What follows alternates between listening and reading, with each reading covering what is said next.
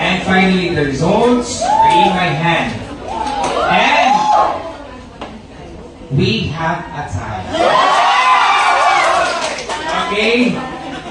For the MMA, no, I'll begin from the lowest to highest. Okay? We have Savers, palakpakan natin, 23 points. So much Savers. We have from PSSC, 32 points. Congratulations. From MMA, 35 points. From SMCC, we have 38 points. And University of Mindanao Dicos College and Borges College, 45 points. Okay.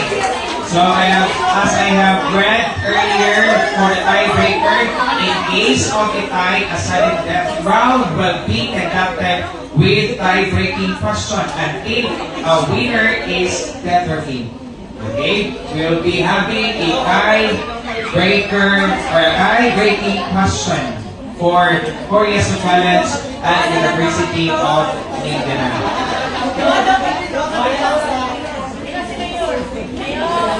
Okay. Dito siguro yung fine na. Okay. Dala na kayo? Okay na? Diyan kayo dalawa? Okay lang kayo dyan? Pero at least ha, palakpakan natin the other participating schools. Kasi siguro ka rin umabsta, walang trabaho ko, oops. Murag, nag-isod yung gamay. Okay.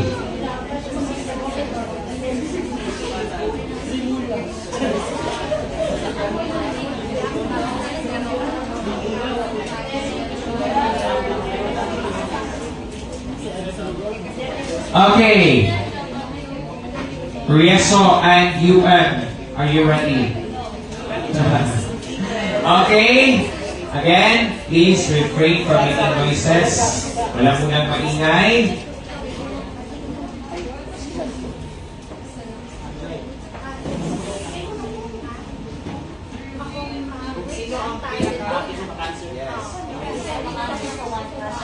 Okay.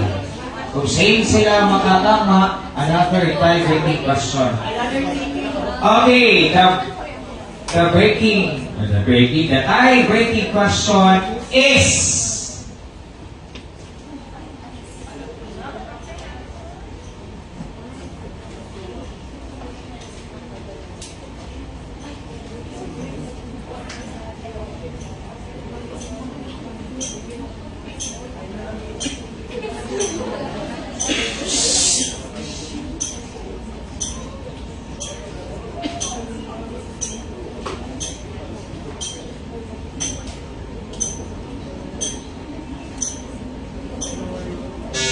Okay, time's up.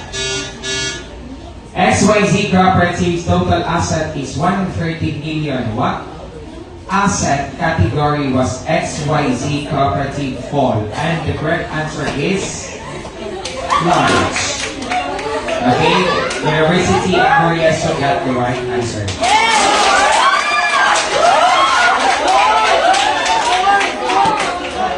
Moving on to the next tie-breaking question.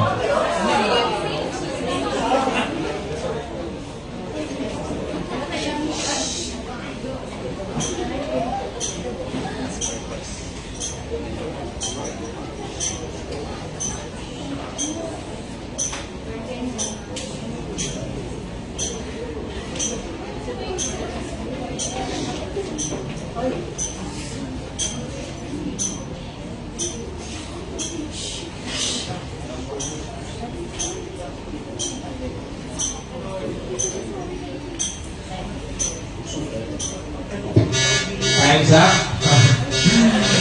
Das Soreco, okay, dito na yung scores, yung answers niya. Das Soreco is the lone provider of electricity in the province of Davao del Sur and Davao Occidental. What type of cooperative is the Soreco? Yung, saan yung tubag? Major, major cooperative. Okay, the correct answer is Electric Cooperative, Coriaso, and UM got the right answer.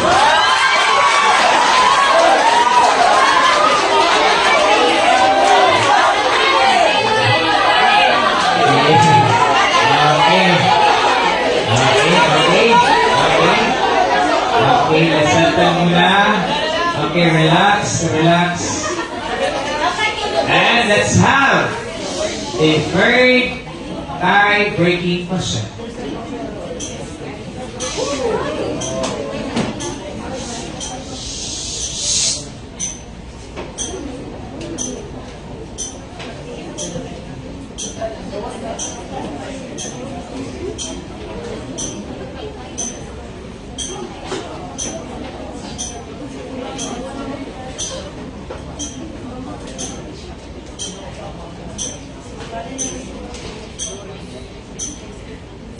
Time is up.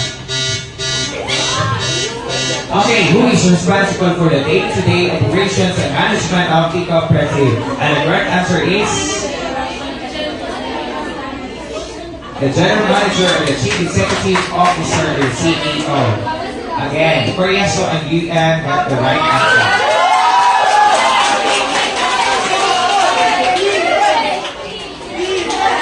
Okay.